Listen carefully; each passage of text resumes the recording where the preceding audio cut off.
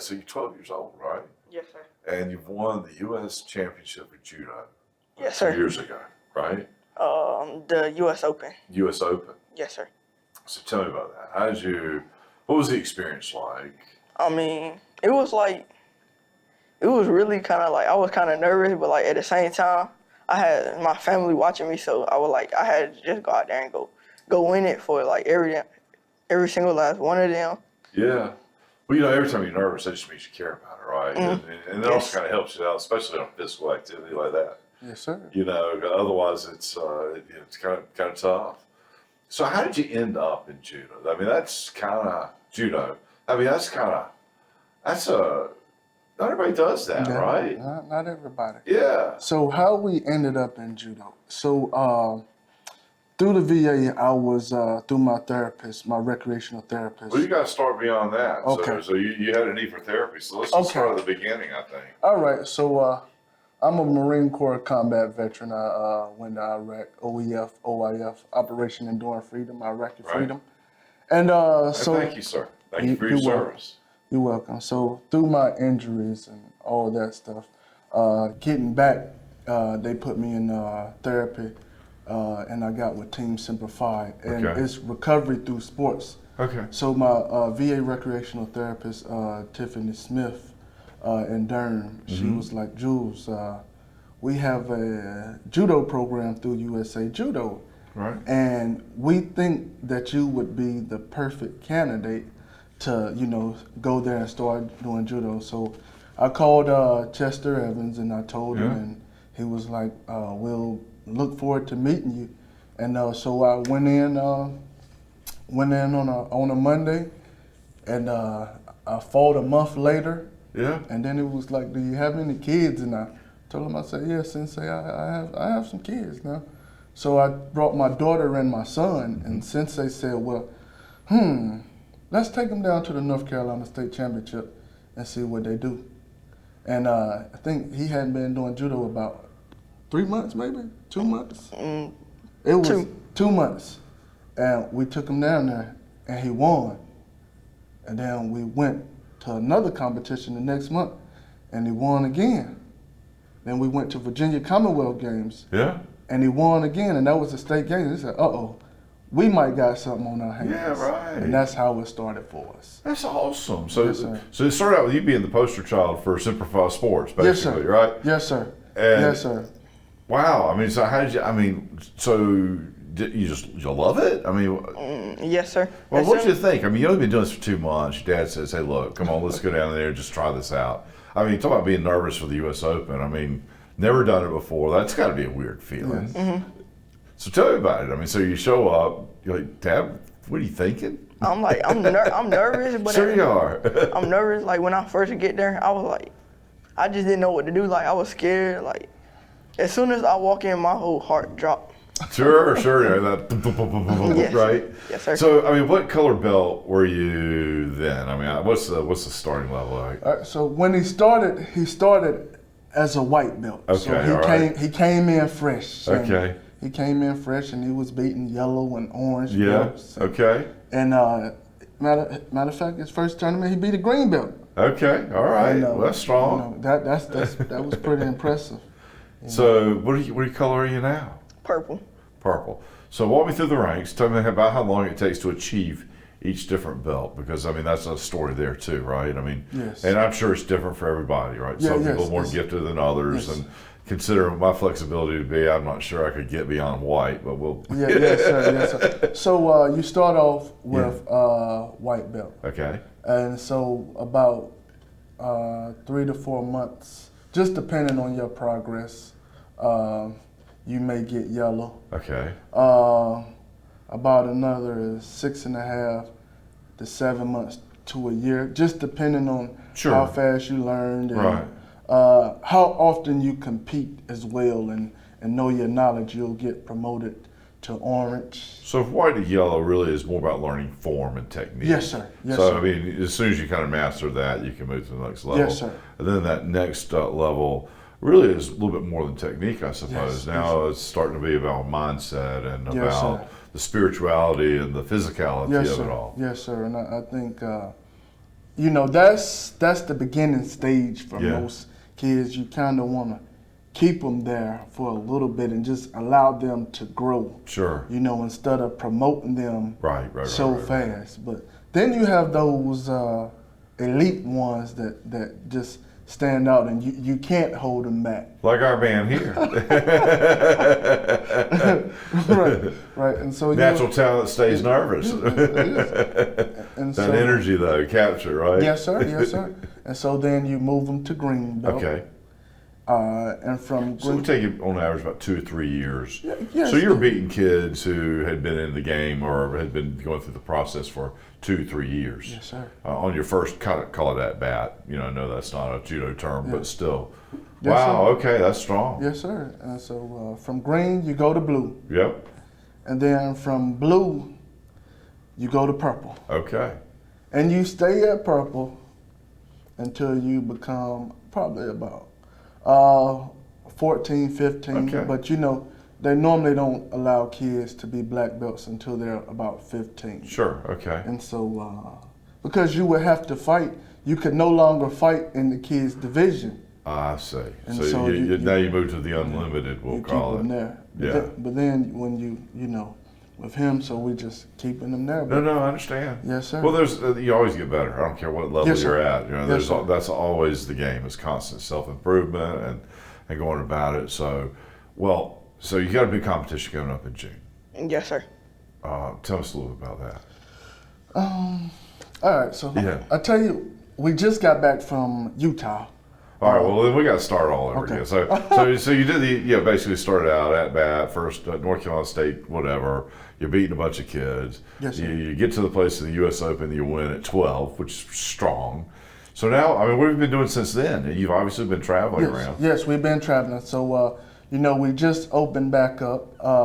But we were at home. We've been training in the backyard Sure. ever since the pandemic, started. My neighbor gave me some weights. We used weights, tires, whatever Yeah. we had, and we continued to train because I knew that when the pandemic opened back up, we had to beat the power curve to keep training. So we went to not Chicago. We went to South Carolina in February. March. We went to South Carolina in March, this past March, and then April 24th, we were in Salt Lake City at the 2021 Youth National Championship. I And hope you flew. yes, sir. Yes, sir. Yes, sir. Because normally we drive everywhere. Right. We drive to Texas, Florida. We drive. But That's a hike. yeah, and so I believed in him and the work that we have been putting in. That we could go and beat a lot of these top kids because we're just from little old Rocky Mount, North Carolina. Well, people say that. Let me tell you what, great people are a part of the community here in Rocky Mount. Yes, sir. And a lot of folks just need to recognize that and embrace Yes, sir. it. We do tend to talk about ourselves in a way that we shouldn't, but that's just not the truth. Yes, sir. Look at all the greats that have come from here. Yes, sir. Look at all the greats that live here. Look at all the greats that we're developing here. Yes, sir. So anyway, coming up, you And got so- a competition. Yes, sir. So we went to Youth National Championship in Salt Lake City. His longest match was probably 15 seconds. Wow. He Well, I was going to demolished. try to get it on with you today, but I think maybe not.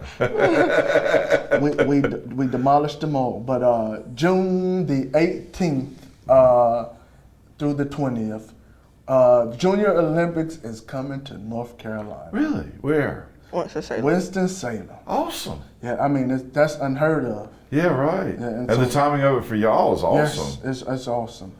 And so it's coming to Winston-Salem, North Yeah. Carolina. We're going to be ready for Junior Olympics. So you guys do the training in your backyard. Do you have a sensei here locally, or are you still going back and yes, sir. forth? And, So we have our sensei is Chester Evans with El Toro Judo, okay, and in Raleigh, North Carolina. okay, And we train with him.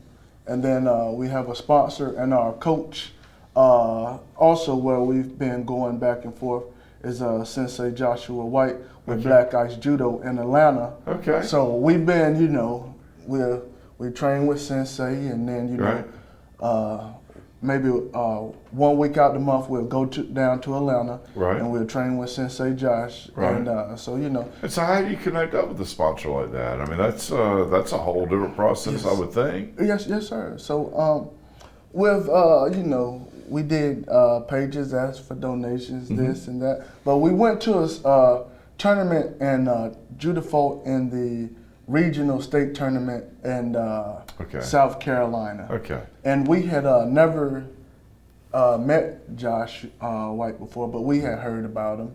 And so Sensei introduced us to Josh, and Josh was like, "Hey, maybe y'all should come to my camp one day." He invited us to come to his camp. Okay. And that was 3 years ago. And ever since he invited us to come to his camp, you know, he's been more than welcoming to us, and we've been going down there every summer. Judah's looking forward to going this summer. Yeah. So how long will the camp be? The camp is a month. Okay. A month.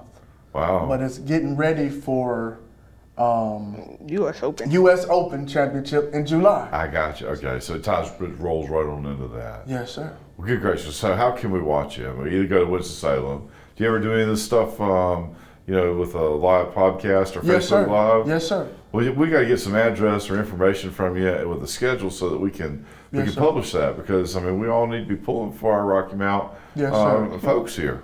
Yes, sir. For sure. USA Judo also does a live stream. Okay, well then we'll just tap into that. Yes. That's cool. That is super sir. cool. So what do you tell the kids who want to get involved? I mean, they're looking at you and say, "Man, this is pretty cool. I think it's something I'd like to try."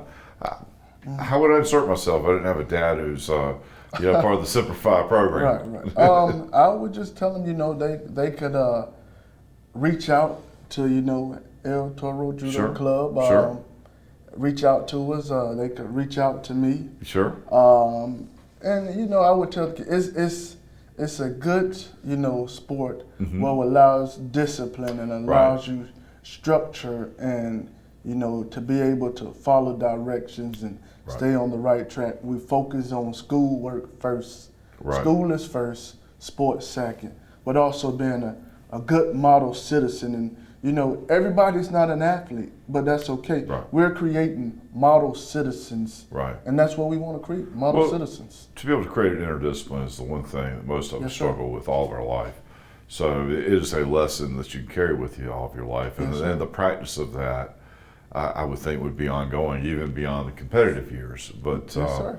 but anyway, that is so super cool. I am delighted to have the opportunity to meet you guys, and man, I wish you the best of luck. Yes, sir. Let us know what we can do to support you. You know, go Rocky Mount. Yes, sir. Yes, sir. And I'll be checking you out. I absolutely will. I think it's fantastic. So thank y'all for coming on the show. Thank you, sir. You're welcome. Thank you, sir.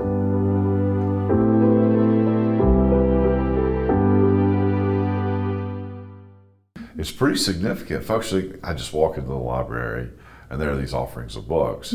But there's a lot more to it. There's a currency. You know, you're trying to figure out what is relevant in the marketplace today. You're trying to figure out how to make what needs to be available. Of course, there's some historic books and whatnot. So how do you go about that process? Let's just talk about that. I mean, the day-to-day is a lot more than what folks recognize.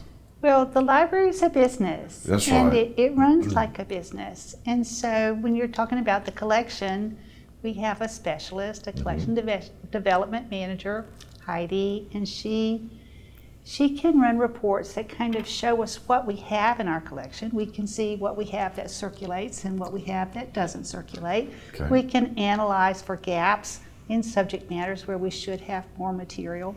Right. And then we also, know what our readers want. And Sure. so she's the one, and she gets help from the librarians and the departments, but she's the one that has the final say on what we purchase. Sure. We were just talking a little bit before we started talking, really, but how the world has really changed, and all the things that we were worried about really haven't been as bad. Some things we didn't anticipate were worse. So, how has it impacted life at the library?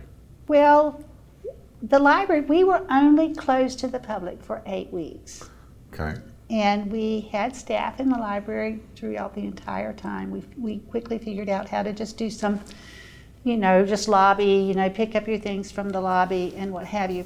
But we felt like we could meet the guidelines set out by the CDC for social distancing and Right. still be open. And because we have such a large and spacious building, we were able to do that. Right. So, let me see, I'm trying to think of all the things you've asked. Our business is down. Right. I think like everyone's business, it's down. We had to block off a number of our public access computers, and that's one of the Okay. major things that people come for. But in order Okay. to observe social distancing, we Right. took some of them out of commission. Right. And what we did is we would actually switch out the keyboards and mouse for each computer after each user, so wow. that could be taken Sure, back to the sure. workroom and cleaned up, and Yeah. the next person could get one that was brand new to them. Right. Another effect that the pandemic has had is we had to close our meeting rooms. And that's one of the invisible gems about the library that people may not realize, Right. is that our meeting rooms on a normal year are used 2 to 3 times a day, every day, with groups throughout the community that use them. And so we're really looking forward, when all the restrictions are lifted, to be able to open our meeting rooms back again Right. and have the community come in and have that resource to use. Circulation is down. Naturally, ebooks went up, increased. Right. We diverted funding from our print collection to our ebook collection so that we could give better service to our patrons. Right. We are learning how to use software editing and recording editing to produce online programming. Okay. And we think that that's forever. We don't think that people will ever go back to, only face-to-face programming. So in a way, it's really good. It allows us to expand our Right. reach. My sister-in-law in Florida can see what the library is Sure. doing. Sure. And that plays out for community members across, Right. across our service area. Well, so how are you funded? You brought that up, but I don't know that many people know. I certainly don't. I'm assuming it's some sort of collaborative state/county, maybe city, just guessing. Well, our library, it's interesting that you asked that. We are considered a unit of government, an Okay. interlocal governmental agency. Okay. And so we are funded through a partnership between Nash County and the city of Rocky Mount Okay. and Edgecombe County. Okay. And there's a funding formula allocation that's based on the population and the number of library registrants that we make that figure, and then the amount, whatever it is that we're going to be given, is divided according to that funding formula. Right. So registrants, I'm assuming, are those who are carrying a library Library card. card holders, So right. you're really trying to promote folks to carry a library Sure. card, I would guess, right? Sure, In a yeah. very real, tangible way. Well, it's a benefit that everyone in the community is entitled to, and they should have it because it's paid for with taxpayer dollars. Absolutely. Well, we're funding it, and you're right. It's a great resource. So how do you tag? I guess you can look at the number of clicks for an online book, and so you can then measure utilization based on that. And so, what is the average utilization of the library? Those walking in versus online, last year was an abnormal year. What would it have been? Call it pre-COVID. I'm trying to go back and pull those numbers out of my brain. Get it close. Nobody's going to Okay, check you here. our average circulation, I think, would be about 30,000 items. Okay. Does that sound right? Because we averaged, I think Well, we we did got 55,000 people in Rocky Mount. 15,000 last month, and we are running at about half of where we used to be. Okay. Our walk-in traffic also is right about half of where we should be, and I just can't pull that number out of my brain right this second.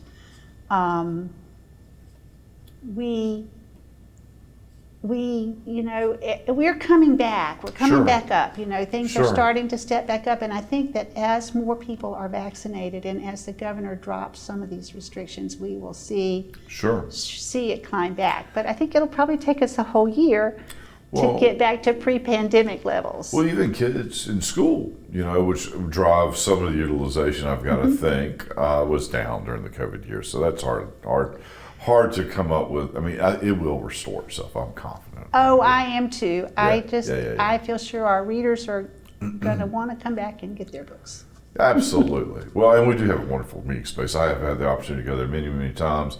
Those little individual carols that are at the library have been just a fantastic experience and utilization for me and many, many people in the community. I've been surprised at how many meetings I've set up with folks, and it was at the library.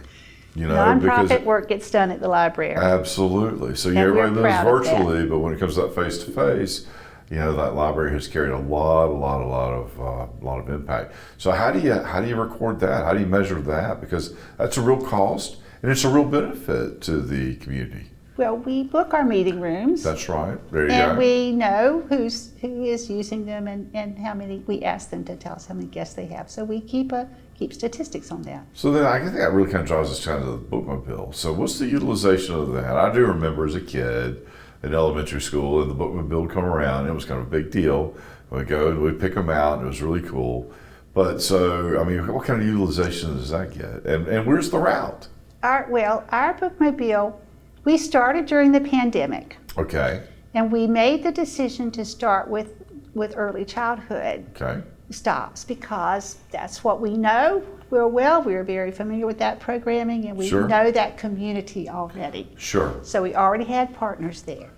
So currently, I think the last number I got from Jenna, who's our Bookmobile outreach specialist, was like 28 classrooms a month that she's seeing. So one a day, well, more than one a day. More than one a day, yeah. So we are seeing day child care and NC pre-K classes when we can get in to see them.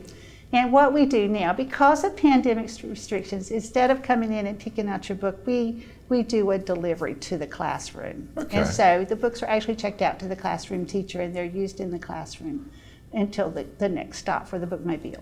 Sure. We're doing a variety of either face-to-face programming outdoors. Now that the weather is pretty, a lot of the children can come outdoors and it's all we can, all have a good story time program. And then we've also done some Zoom and some Facebook story times too. Well, that's great.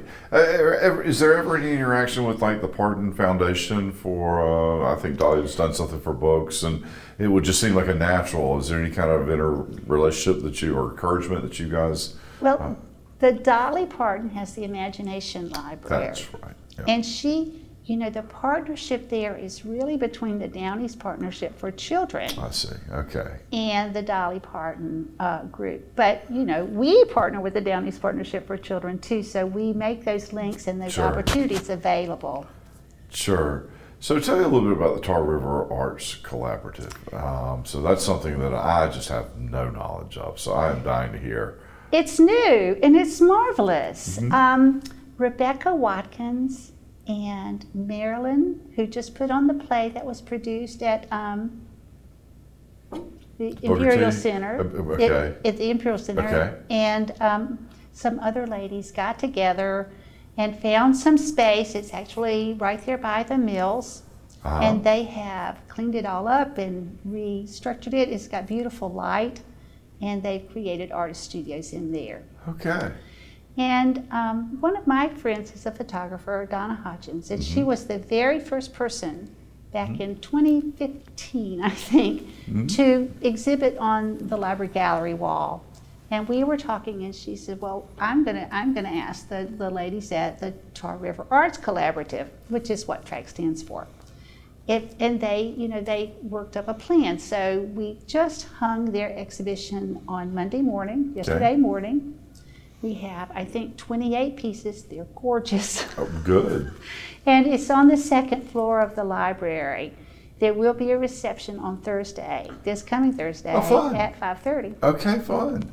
So are these people's studios actually in the library? Or? No, the studios are they're in, it's a church building just directly past the mill. And I don't know the old name Marvin of it. Methodist Church. That's it. Yes, it exactly. I got it. Right. Okay. And so the classroom spaces that they had on the second floor have become artist studios. Well, that's fantastic. So is that eligible? Anybody eligible to go there? Is that a private thing? They have the TRAC collaborative. They have community memberships and they have artist memberships. Okay. So you can look them up online, Sure. and there's a link to become a community member. It's very reasonable, Right. and they'll send you all their newsletters and emails about upcoming events. Got it. But more importantly, you get a chance, if you're really good, to display it at the Braswell Memorial Library. That's right. Well, That's you right. can become an artist member too, and that that gives you the opportunity to display with them at various venues. So can you share us a little bit of history about the Braswell Memorial Library in Rocky Mount? When did we first establish a library, and how did it get going? I mean, because it's not everybody has a library at the level that we do as a community. It's something I think we should all be proud of. Oh, you should all be proud Right. of. The communities everybody in Rocky Mount should be very proud of this Right. library. It is stellar. Right. And I've seen lots of them. I'm sure you have. But so we have a programmer at the library, Brenda Thibodeau, and she is doing a series of programs about the origins of Braswell Library. And Braswell Library was originally started by a women's reading club. Okay. A book club. Yeah, and So- they just had their 100th anniversary from that event. I think it was last month. And then there's various milestones. The building itself that we're in now was built in '02, and they moved in '02. So we're coming up to an anniversary for the building. It doesn't feel that long to me. I remember when it was built, it's a wow. We're also coming up to the 100th big anniversary of Braswell Library. So 1922 is when it really started then, I guess. I guess that would that's be right. right. It was 100 years, yeah. Wow. Yeah. So that will happen next year, and there'll be more information coming along on our website as we get closer to the event. Sure. So what other resources does the library have that I haven't even asked or thought about asking? I know that I've gone in and got my picture, my passport's taken in there.